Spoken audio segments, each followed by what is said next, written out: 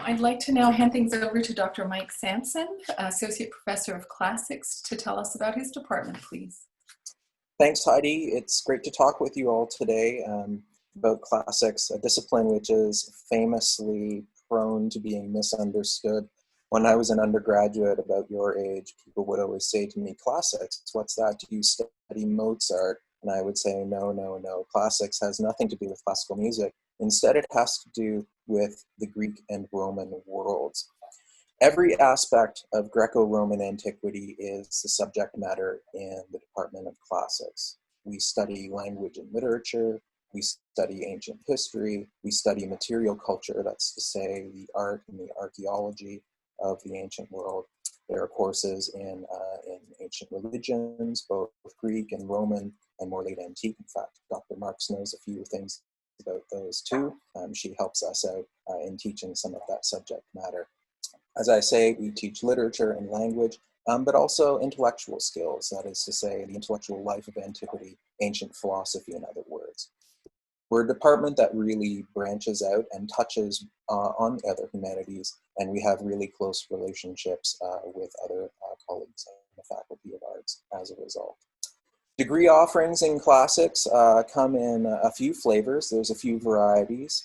Believe it or not, you can actually get a degree in ancient Greek or a degree in ancient Latin at the U of M, both as an advanced major or as a minor that you can add on to your other degree.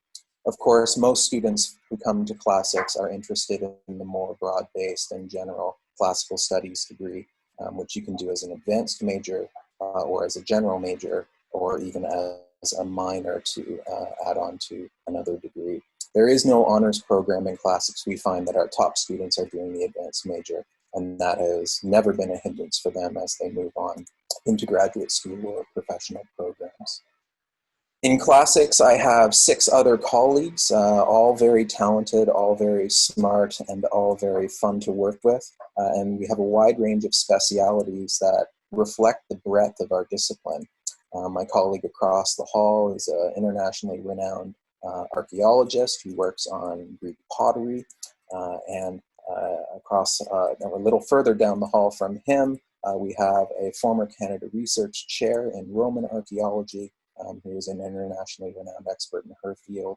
I have other colleagues, of course, who are historians and study Greco-Roman history, and even some who are interested in literature and ancient education, ancient philosophy, ancient myth and its interpretation and its reception. Lots and lots of specialities, which cover, as I say, the whole range of the field. Our introductory courses are really always quite well populated, and some of you may have already enrolled in 1 or 2 of them. And the reason why they're so well populated is because they're really accessible and they're really quite a bit of fun. Greek and Roman mythology is a barn burner of a course. We offer it every term, we offer it through distance education, and it's a lot of fun. Dr. Marks made a joke at the start of the presentation about all the Greek and Roman gods and the naughty things they do. Well, this is the class where you can learn about them in some detail and what exactly those myths mean.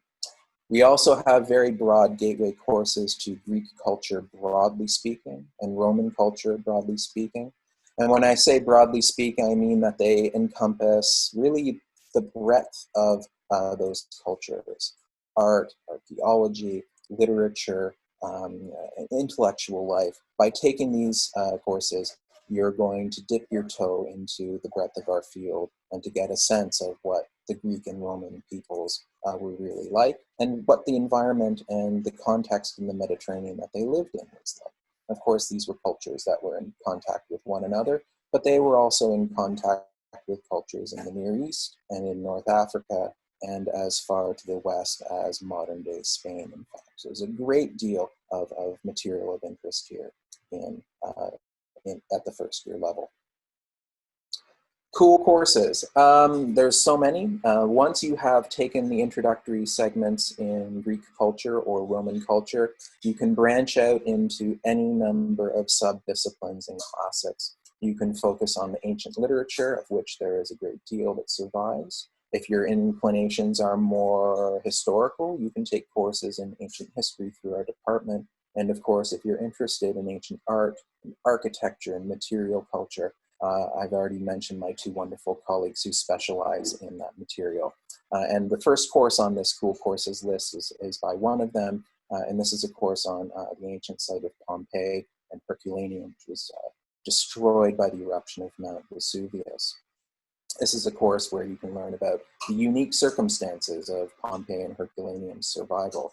It's very, very rare in the 21st century for us to be able to look back 2,000 years into antiquity and to see an ancient city as it was. I mean, Pompeii, when the volcano erupted, it vanished essentially in an instant.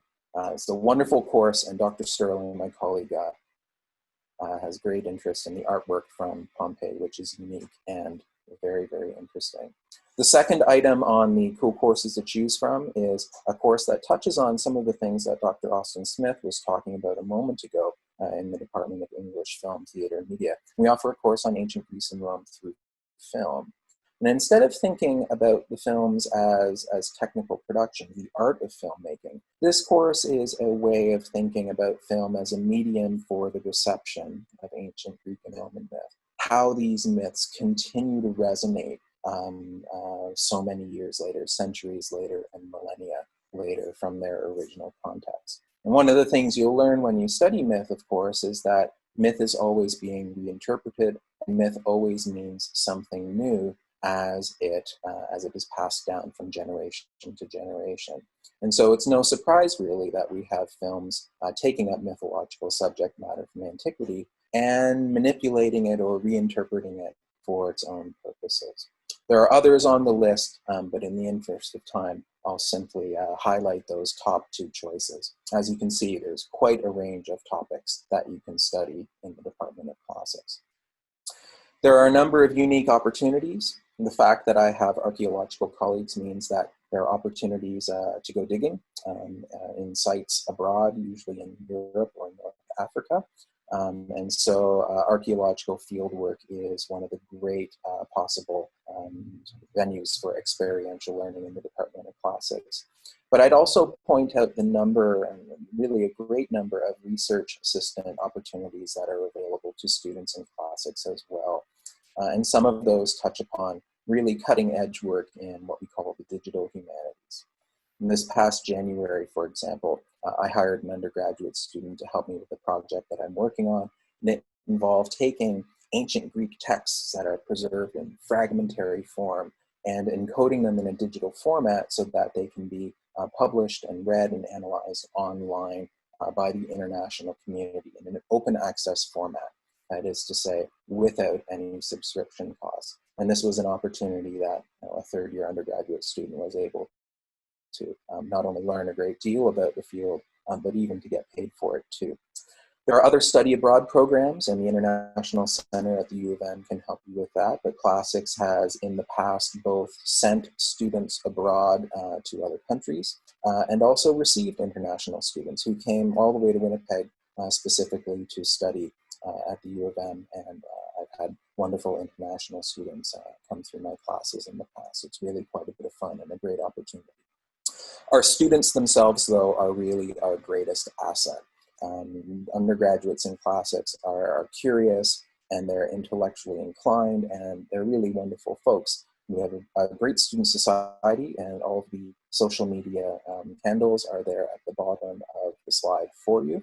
And they hold all sorts of activities throughout the year, from film night to a student conference to other activities, bake sales, and the like, that really help forge a sense of community in our department, which is great.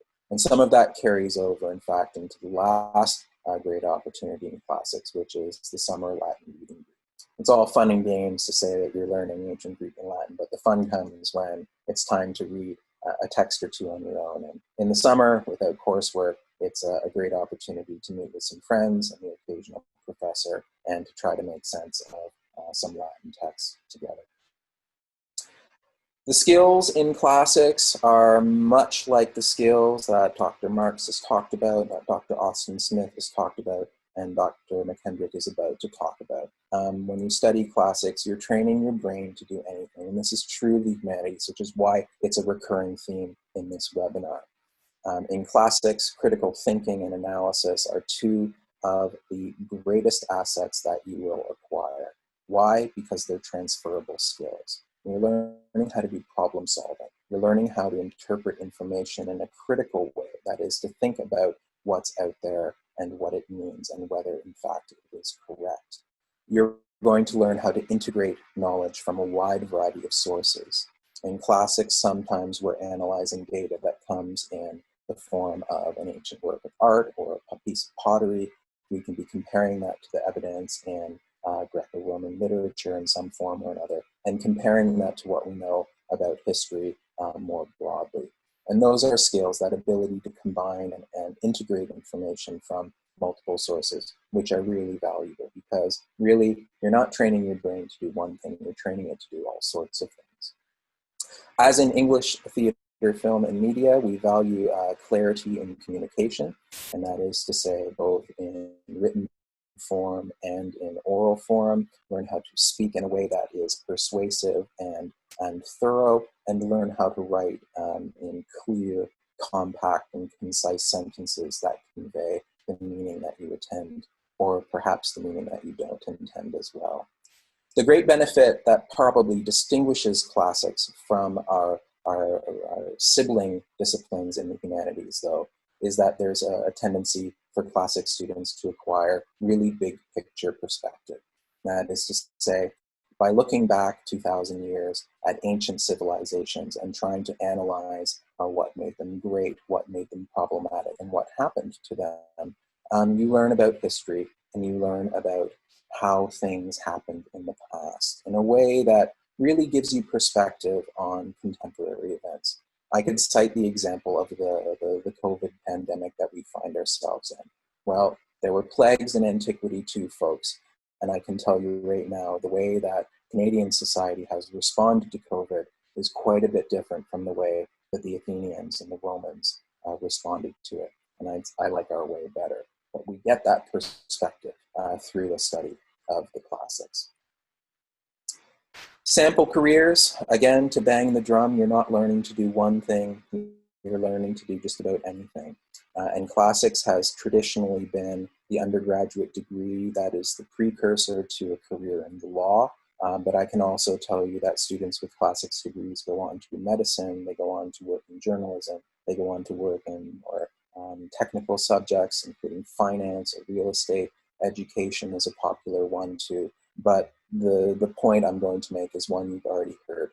You know, you're not learning to do one thing, you're learning to do just about anything you want. You're acquiring skills that you can transfer to just about any career. And so with that, I'll pass it back to Amber and Heidi and encourage you to come and see us in the classics department.